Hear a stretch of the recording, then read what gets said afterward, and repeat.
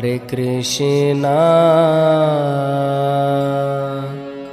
हरे कृष्णा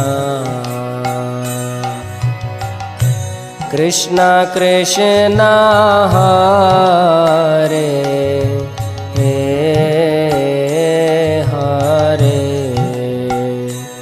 हरे राम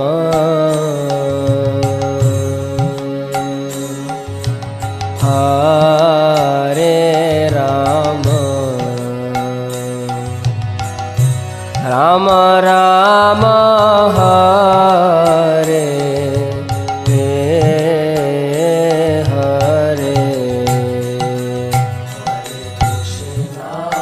कृष्णा। आप लोग ध्यान से सुनिए, ये पावन सरोवर है, तो नाम ही इसका पावन सरोवर है। तो यहाँ ऐसा बताया जाता है सारे पाप जो हैं ख़त्म हो जाते हैं।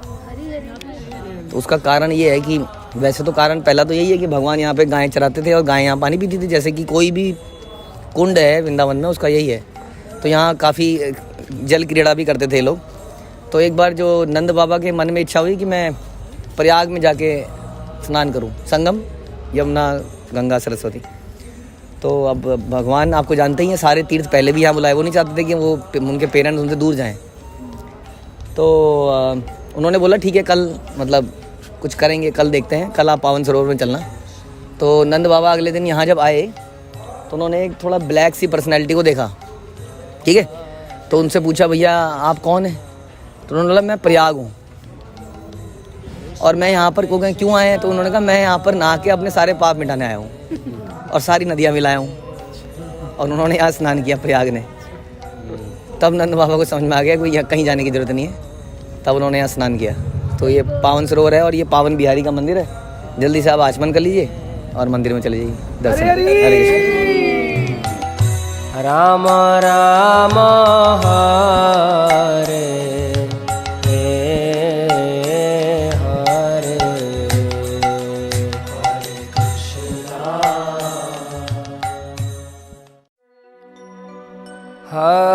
हरे कृष्णा हरे कृष्णा कृष्णा कृष्णा हरे हरे हरे राम राम राम हरे हरे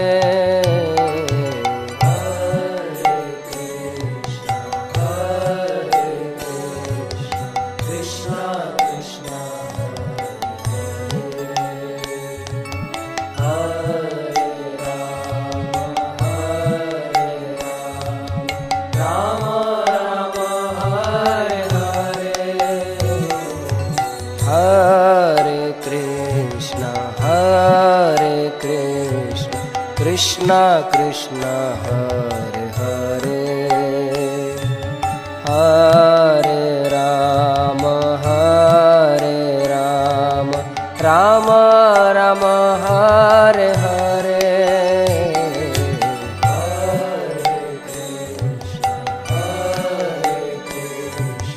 कृष्णा कृष्णा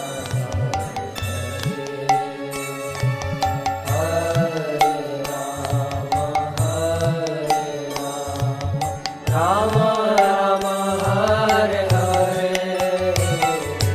हरे कृष्णा कृष्णा कृष्णा हरे हरे हरे राम राम राम हरे हरे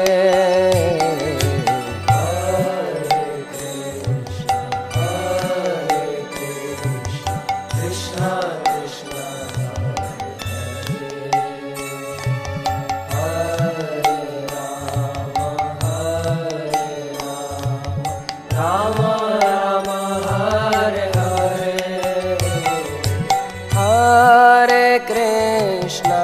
हरे कृष्णा कृष्णा कृष्णा हरे हरे हरे राम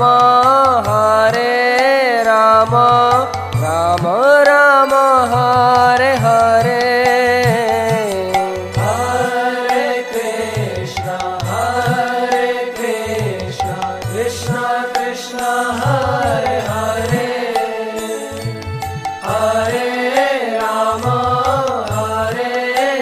राम राम राम हरे हरे हरे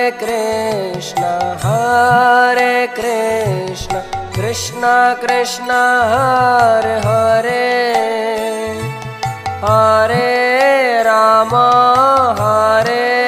राम राम हरे हरे हरे कृष्ण कृष्ण कृष्ण हरे हरे हरे राम राम राम हरे हरे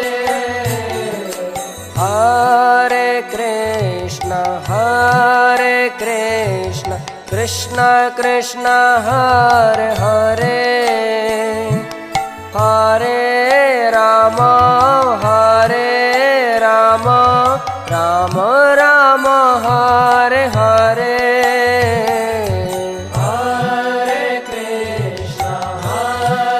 कृष्ण कृष्ण कृष्ण हरे हरे हरे राम राम हरे कृष्णा। तो यात्रा में पहले दिन हमने जो दर्शन किए वो बहुत महत्वपूर्ण जगह है जिसका नाम है वृंदा कुंड।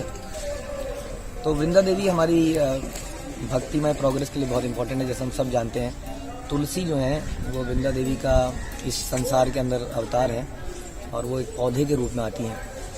वृंदा देवी के महत्व को हम सब जानते हैं। हमारे जीवन में हम लोग कंठी धारण करते हैं तो ये भी तुलसी की है। हम लोग जप करते हैं, ये भी तुलसी की माला का करते हैं। हम लोग भगवान को भोग लगाते हैं, उसमें तुलसी डालते हैं। चैतन्य चरितामृत में एक जगह अद्वैत आचार्य कहते हैं कि तुलसी भगवान को कोई यदि तुलसी ऑफर कर देता है तो भगवान कहते हैं कि मैं उसका कभी ऋण नहीं उतार पाऊंगा।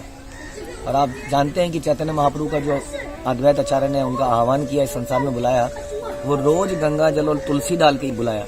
अद्वैत आचार्य ने उनको इतना एक तरह से ऋणी बना दिया कि चैतन्य महाप्रभु को स्वयं संसार में आना पड़ा और वो रोज शालिग्राम शिला को तुलसी अर्पित करते थे। तो ये दामोदर मंथ है, इसमें हम लोग भी कहते ही हैं और वैसे तो पूरे साल में ही भगवान को तुलसी अर्पित करनी चाहिए। तो वृंदा देवी जो ये जगह है, स्पेशली इस जगह में दो कुंड हैं, गुप्त कुंड और वृंदा कुंड। तो गुप्त कुंड वो जगह है जहाँ पे सीक्रेट डिस्कशंस हुआ करते थे लीलाओं से संबंधित, कि लीलाएं कैसे संपन्न करी जाएंगी, क्या होगा। तो कुछ क्लोज लोग वहाँ पे बैठ के डिस्कशन करेंगे। तो जब फाइनल हो जाएगा तो उसके बाद ये सबको बताया जाएगा। तो Vrinda Devi is Leela organiser.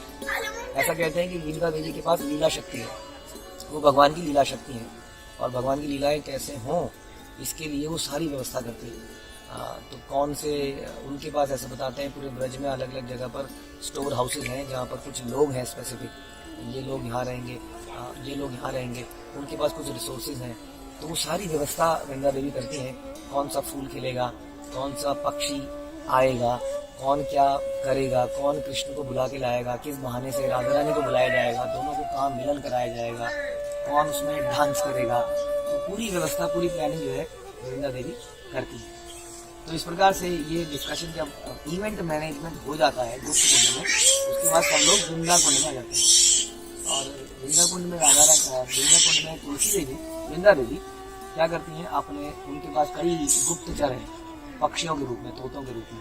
तो वो उनको पूरा डिटेल एक्सप्लेन कर देती हैं और वहाँ से वो पूरे ब्रज में ब्रॉडकास्ट हो जाता है।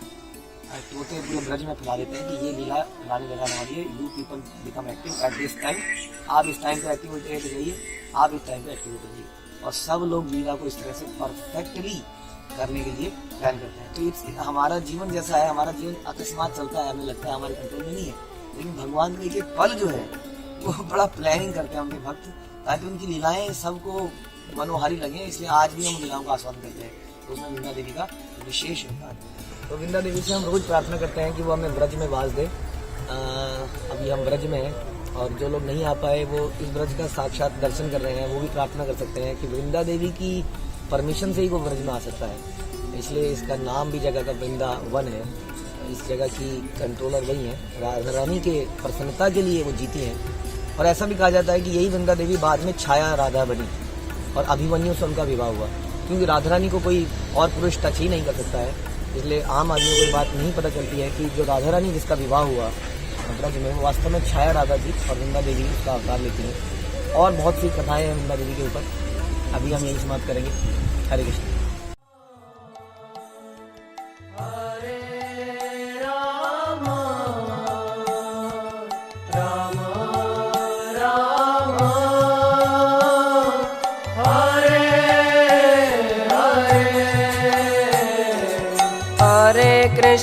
हरे कृष्णा कृष्णा कृष्णा हरे हरे, हरे राम राम राम हरे हरे। हरे कृष्णा कृष्णा कृष्णा हरे हरे, हरे राम राम हरे हरे। हरे कृष्णा कृष्णा कृष्णा हरे हरे, हरे राम राम राम हरे हरे। हरे कृष्णा कृष्णा कृष्णा हरे हरे, हरे राम राम हरे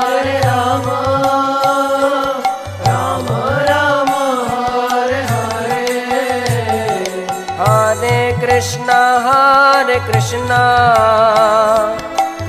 कृष्णा हरे हरे, हरे राम राम हरे हरे। हरे कृष्णा कृष्णा कृष्णा हरे हरे, हरे राम राम हरे हरे। हरे कृष्णा कृष्णा कृष्णा हरे हरे, हरे राम राम हरे हरे।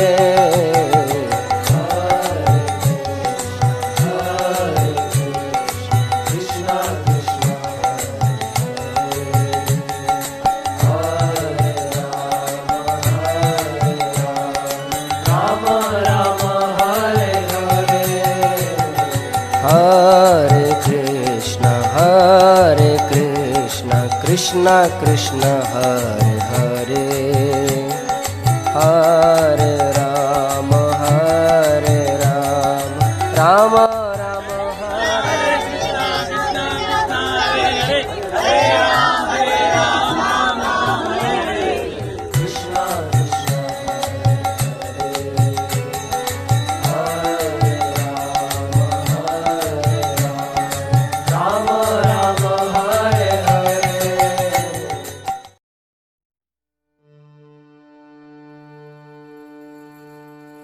हरिहराय नमः कृष्ण जादवाय नमः,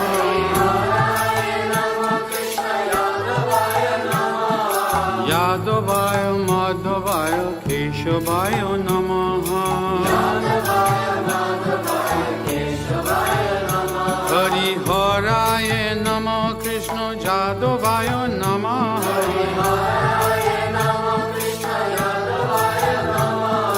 यादवाय माधवाय केशवाय नमः।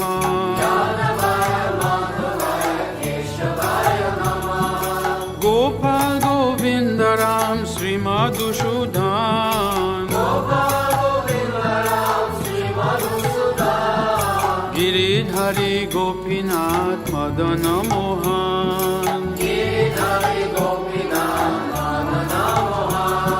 श्री चैतन्य नित्यानंद श्री अद्वैत सीता। हरे कृष्णा। तो सारे यात्री लोग ब्रिजमंडल परिक्रमा में पहुंचे हैं और हमने सोचा कि आपको लाइव ब्रिजमंडल दर्शन कराते रहें और कुछ यहाँ के बारे में बताते रहें। तो कल हम सबसे पहले पहुंचे नंद भवन में। तो नंद भवन वो जगह है जहाँ पर भगवान शुरू में आप जानते हैं कि मथुरा में भगवान अवतरित हुए और वहाँ से उन्हें वासुदेव छोड़ के आ गए गोकुल में।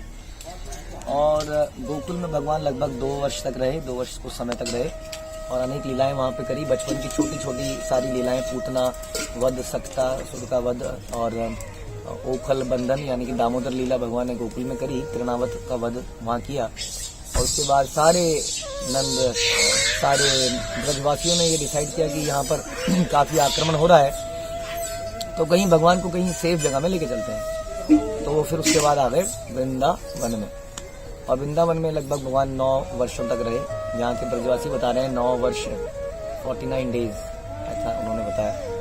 तो इतने समय तक यहाँ रहे और जो वृंदावन है वास्तव में नंदग्राम, बरसाना, गोवर्धन ये सारी जगह वृंदावन है। आजकल जो हम वृंदावन जानते हैं वो बड़ा लिमिटेड एरिया को वृंदावन के नाम से जानते हैं।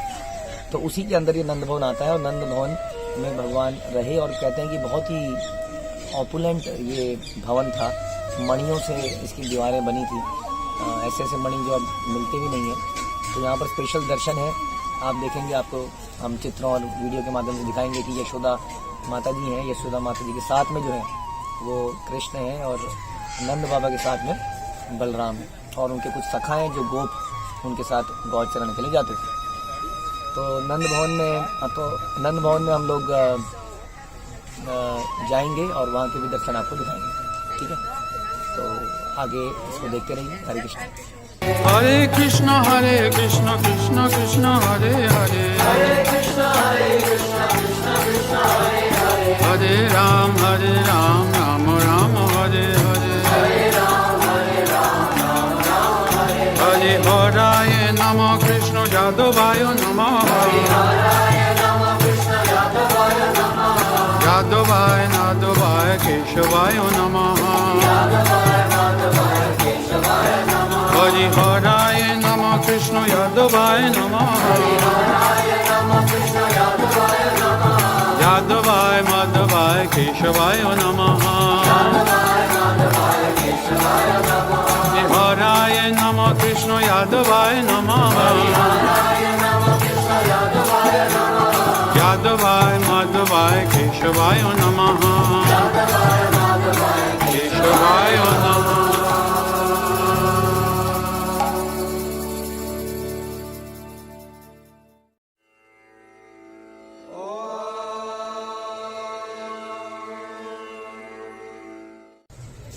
हम लोग नंदग्राम से आशीश्वर महादेव आ रहे हैं और शिव जी जो है भगवान के दर्शन करने आए थे। तो उनके सांप को देख के और उनके वेशभूषा को देख के यशोदा माई ने उनको दर्शन नहीं करने दिए। तब वो वापस चले गए आशा में और जहाँ उन्होंने अपना स्थान बनाया उसको आशीश्वर महादेव बोला। वहाँ हम जा रहे हैं, बात की कहानी बाद में। श्री राम राम रामेति, श्री राम राम रामेति, रमे रामे मनोरमे, रमे रामे मनोरमे। हरे कृष्ण। तो ये है आशीश्वर महादेव जहाँ शिव जी आशा करके बैठे थे और उन्होंने हमें सिखाया, अभी यहाँ प्रवचन में भी बोला कि कैसे उत्साहित होना चाहिए, क्योंकि यशोदा माँ ने तो मना कर दिया था कि आप नहीं मिल सकते, लेकिन वो उत्साहित होकर यहाँ ध्यान में बैठ गए और उनके उत्साह से बाद में उनको बुलाया गया और उन्होंने भगवान से आशीर्वाद मांगा, रोज मांगा। और उन्होंने यशोदा माँ से ये बोला कि आपका बालक जो चुप नहीं हो रहा है वो तभी चुप होगा जब उसका चरण हमारे सर पर रखेंगे। तो ऐसा बताया जाता है कि आज भी नंदेश्वर में, नंद भवन जिसके बारे में आपने सुना था, नंद भवन में भगवान नंदेश्वर के रूप में है, जहाँ पर भगवान को जो भोग लगता है डेली, वो डेली भोग लग के शिव जी को चढ़ाया जाता है। और उसके बाद में जो भी भगवान का अभिषेक होता है उसके जल से फिर से शिव जी को अभिषेक किया जाता है। इसी तरह से आप जगन्नाथपुरी में देखते हैं कि पार्वती जी को भगवान का अभिषेक दिया जाता है। तो जो लोग शिव जी और पार्वती के भक्त हैं, वो यहाँ दिखता है कि कैसे ये दोनों भगवान के महान भक्त हैं और भगवान का उच्छिष्ट के लिए लालायित रहते हैं। और जो नंद भवन है साक्षात, वो नंद भवन साक्षात नंदेश्वर के ऊपर है। नंदेश्वर एक पर्वत, यहाँ पर 3 मुख्य पर्वत हैं, नंदेश्वर और ये ब्रह्म पर्वत और गोवर्धन कृष्ण है, ब्रह्मा जी ब्रह्म पर्वत के रूप में है। तो उन्होंने भगवान से मांगा था कि गोपियों के चरण मेरे सर पर पड़ते रहे हमेशा। और उसके बाद नंदेश्वर के नंद पर्वत के रूप में, नंदेश्वर पर्वत के रूप में यहाँ पर शिव जी विराजमान है, जो अपने शरीर पर भगवान का नंद भवन धारण करते हैं। तो ये वो आशीश्वर जगह है जहाँ शिव जी ध्यान में लगे थे और उनको ढूंढ के बुलाया गया था। हरे कृष्ण। श्री राम राम रामेति श्रीराम राम रामेति रमे रामे मनोरमे रमे रामे मनोरमे सहस्रनाम तत्तुल्यं राम नाम वरानने राम नाम वरानने।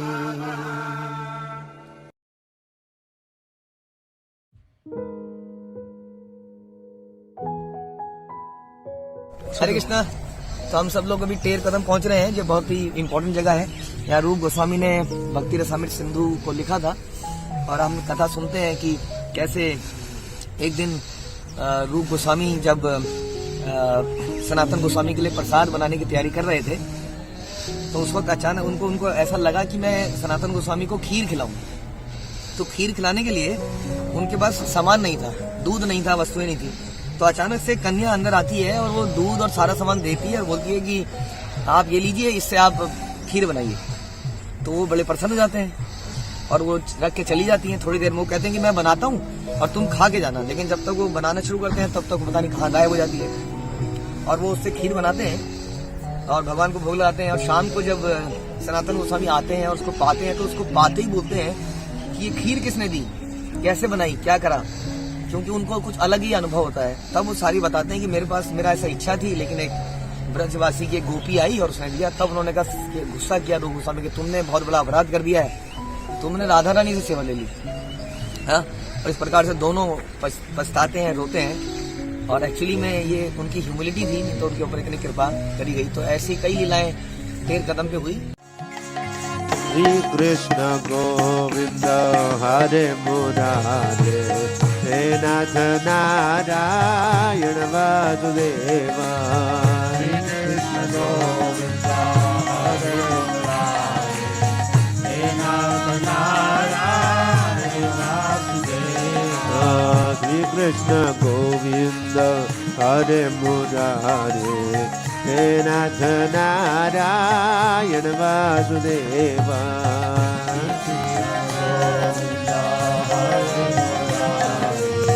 हे नाथ नारायण वासुदेवा।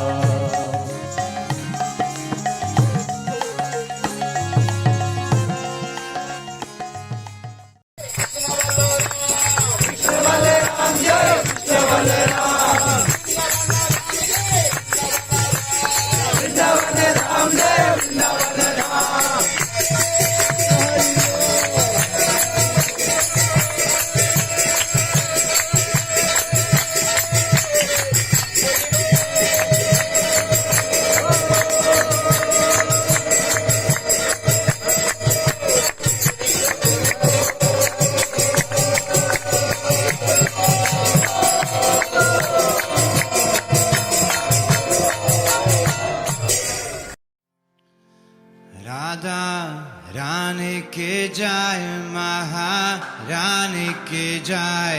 राधा रानी की जय महारानी की जय। राधा रानी के जाय महारानी के जाय। राधा रानी की जय महारानी की जय। राधा रानी के जाय महारानी के जाय। राधा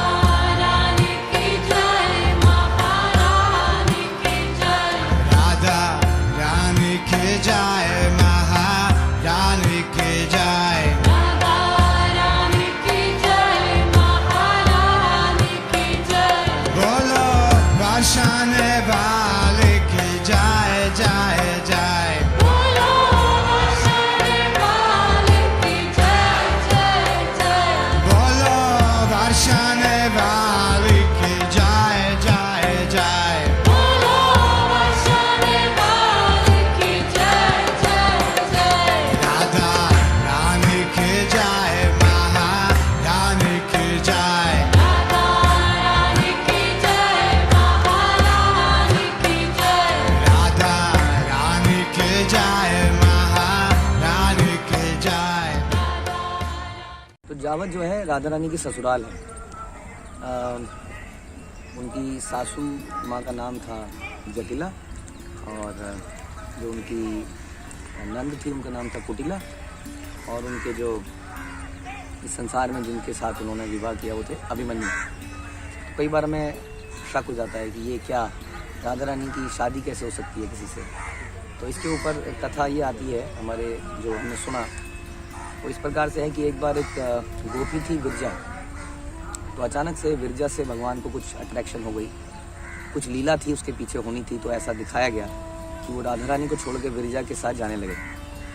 तो भगवान इस तरह से गोपियों के बीच में से अकेले ही विरजा के साथ चले जाते थे और गोपियाँ अचानक से ढूंढने लगी कि कहाँ गए कृष्ण। ऐसा अक्सर राधा रानी के साथ होता था कि भगवान राधा रानी के साथ अकेले चले जाते थे। तो एक बार राधा रानी कृष्ण और कृष्ण को ढूंढते ढूंढते निकली। तो बहुत दूर तक जाने के बाद उन्होंने दूर से देखा तो उन्होंने आभास हुआ कि कृष्ण बैठे हैं और साथ में कोई बैठी है।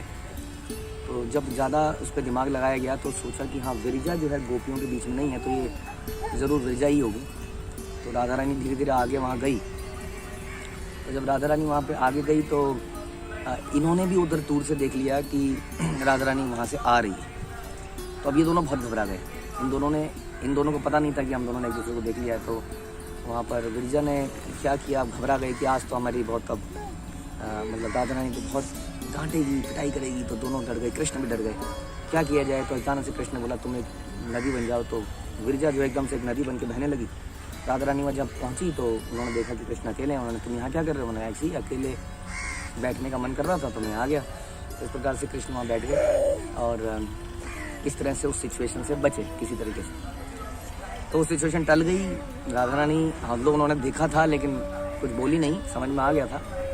फिर ये घटना दोबारा हुई और दोबारा इसी तरह से वो रिवर बन गई। और ऐसा जब कई बार हो गया तो एक बार राधा रानी अब की बात बहुत क्रोधित हो गई और उन्होंने विरजा को एकदम से समझते हुए श्राप दे दिया कि तुम्हें नदी बनने का बड़ा शौक है ना, तो तुम एक नदी के रूप में ही रहो। तो इस तरह से विरजा रिवर हम जानते हैं जो मटेरियल जगत और स्पिरिचुअल जगत के बीच में बहती है उसको विरजा रिवर कहते हैं हम लोग। तो इस प्रकार से वो विरजा रिवर बनी। अब राधा रानी इतनी नाराज़ हो गई, उन्होंने डिसाइड किया कि वो अभी कृष्ण से कभी भी बात नहीं करेंगी। इस तरह से उन्होंने कहा सारे संबंध तोड़ देंगी और वो बिल्कुल वहाँ से रूठ के चली गई। कृष्ण ने बहुत मनाने के प्रयास किया लेकिन वो मानी नहीं। तो उसके बाद में श्री राम जो कि राधा रानी के भाई हैं उन्होंने सोचा कि उन्होंने देखा कृष्ण की हालत में, कृष्ण ने खाना पीना छोड़ दिया, एकदम दुखी रहने लगे। तो उसके बाद से उन्होंने सोचा कि मैं जाके मनाता हूँ। तो श्री राम ने सोचा कि मैं जाके राधा रानी को मनाऊँगा। तो राधा रानी को मनाने के लिए गए तो लेकिन राधा रानी एक ऐसी जगह मिली जहाँ पर उन्होंने बोला कि कोई अंदर नहीं आ सकता है, कुंज में निवास कर रहे हैं। तो किसी को बोला था कोई पुरुष नहीं आना चाहिए, खासतौर पर कृष्ण की छाया भी नहीं पड़नी चाहिए।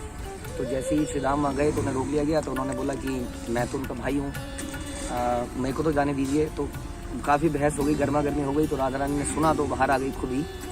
तो श्री राम ने बोला कि देखो कृष्ण बहुत दुखी हैं, तुम्हें अब जो है अपना ये छोड़ देना चाहिए प्लीज़। मतलब वो Krishna himself supreme personality of God हैं, वो तुम्हारे जैसे बहुत सारी राधा रानी भी निकाल सकते हैं, तुम्हें मालूम है। थोड़ा सा वहाँ भी फिर से गर्मा गर्मी हो गई। तो उसके बाद से राधा रानी को क्रोध आ गया उस बातचीत में और उन्होंने उसको श्राप दे डाला कि तुम मृत्यु लोक में पैदा हो और एक असुर के रूप में हो, कृष्ण से दूर रहो। अब ये सुन के उनको बड़ा धक्का लगा और उन्होंने भी पलट के उनको श्राप दे डाला और एक नहीं 3 श्राप दे डाले कि तुम भी एक साधारण जो वैश्य कन्या होती है वैसे ही बहस कर रही हो, झगड़ा कर रही हो, तो तुम भी एक वैश्य कन्या के रूप में मृत्यु लोक में पैदा हो और तुम भी कृष्ण के साथ 100 साल तक विरह में रहो और तुम्हारा विवाह किसी मतलब कृष्ण के अलावा किसी से हो जाए। अब ये सुन के तो राधा रानी मूर्छित हो गई, एकदम बेहोश हो गई। तब कृष्ण वहाँ पे स्वयं उन्होंने बीच बचाव किया और दोनों को ढांढस बताया। उन्होंने श्री राम को बोला कि ठीक है मैं इसका कुछ निपटारा करता हूँ, तुम असुर जरूर बनोगे लेकिन एक अंश रूप में असुर बनोगे, दूसरे अंश रूप में मैं भी संसार में मृत्यु लोक में आऊँगा अपनी लीलाएँ करने और तब तुम मेरे साथ लीलाएँ करोगे, एक अंश में और एक अंश में असुर रहोगे। तो अब समय था राधा रानी को पेसिफाई करने का। तो भगवान ने बोला कि मैं भी वैश्य बन के संसार में आऊँगा और हमारी लीलाएं चलती रहेंगी और जो तुम्हारा विरह का समय रहेगा 100 वर्षों का, उसमें मैं सीक्रेटली अदृश्य रूप में हमेशा तुम्हारे साथ रहूँगा। और जहाँ तक बात रहा विवाह का, तो तुम्हारा विवाह अभिमन्यु से होगा जो मेरा ही छाया होगा। हाँ, तो वो कोई साधारण गोप नहीं थे, वो एक भगवान की छाया ही थे अभिमन्यु। तो उन्हीं से राधा रानी का विवाह, और ये वही जगह है जहाँ पे उनका ससुराल था। तो इस प्रकार से भगवान ने दोनों के जो श्राप थे उनको भी पूरा किया, और इस तरह से दोनों को पैसिफाई भी किया। और आप जानते हैं कि जब ब्रह्म विमोहन लीला हुई थी तो उस वक्त सभी ग्वालों के रूप में स्वयं भगवान थे। और उसमें ऐसा बोला जाता है कि गर्गाचार्य ने बोला था कि this is the best time to marry, और सारी ब्रज की गोपियों के विवाह उस वक्त कर दिया गया था एक तरह से भगवान से ही, क्योंकि सारे ग्वाले भगवान ही थे।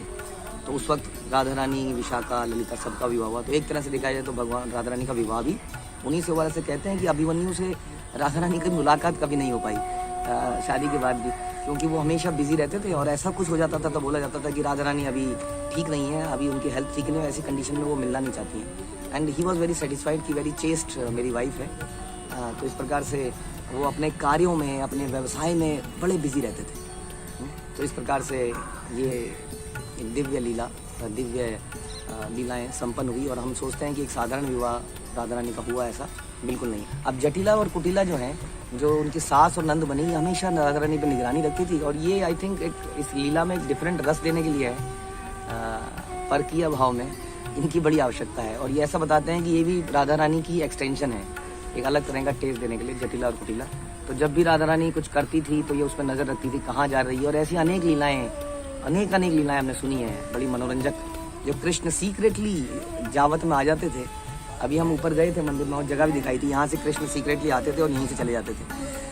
तो वहाँ पर एक बार जैसे राधा रानी अंदर वर्शिप कर रही थी, उस वर्शिप रूप में कृष्ण घुस गए। तो जटिला को लगा कि अंदर कृष्ण है, उन्होंने कहा खोलो दरवाजा, खोलो।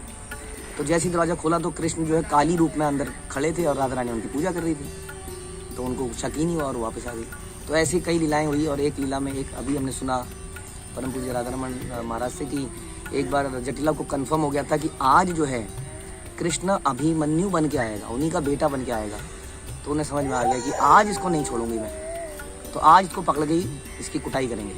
तो वो अभिमन्यु उस दिन गायें खरीदने चला गया, जैसे कि वो अपने व्यवसाय में बिजी रहते ही थे।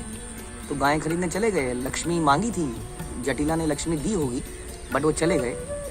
और थोड़ी देर में कृष्ण अभिमन्यु बन के वास्तव में आ गए। और उन्होंने जटिला से बोला कि देखो मैं लक्ष्मी घर में ही भूल गया हूँ, वो लक्ष्मी लेने में आया हूँ। तो वो अंदर चले गए लक्ष्मी लेने के लिए और कृष्ण अंदर चले गए। जटिला ने कहा ठीक है अंदर से ले लो। थोड़ी देर में अभिमन्यु वास्तव में आ गए, जो कि लक्ष्मी ले जाना वास्तव में भूल गए थे। तो उन्होंने बोला कि माँ मैं लक्ष्मी ले जाना भूल गया हूँ। हाँ, उन्होंने कहा हम देते हैं तुम्हें लक्ष्मी, तुम आओ बैठो। और उनको वहाँ बैठाया और खूब उनकी पिटाई करी। और वो कह तुम पागल हो गई हो माँ, तुम्हारा दिमाग कराना, हम बताते हैं कौन पागल है। खूब उसकी पिटाई हुई और वो रोने लगे अंत में। तो जटिला को फिर थोड़ा दुख हुआ। उन्होंने कहा बेटा ऐसा क्यों करते हो, ये गलत बात है, वो विवाहित स्त्री है, ऐसा नहीं करना चाहिए। उन्होंने कौन विवाहित स्त्री है, कौन, मेरी ही तो स्त्री है। और जब बहुत वो एक्स्ट्रा से बोले तो उन्हें रियलाइज हुआ ये मेरा बेटा ही है। तब लोग भाग के अंदर गई, कृष्ण को तब तक कोई दूसरे गोप के रूप में जा चुके थे। तो ऐसी अनेक लीलाएं यहाँ पर हुई हैं और ये दिव्य लीलाएं हैं, इसको हम भौतिक संसार में रिपीट नहीं कर सकते। हाँ, ये ट्रांसेंडेंटल लीलाएं हैं, उस सिचुएशन में पहुँच के हम इसको शायद समझ पाएंगे। तो अभी तो इसका आप केवल सुनिए और अपने आप को शुद्ध कीजिए। हरे कृष्ण।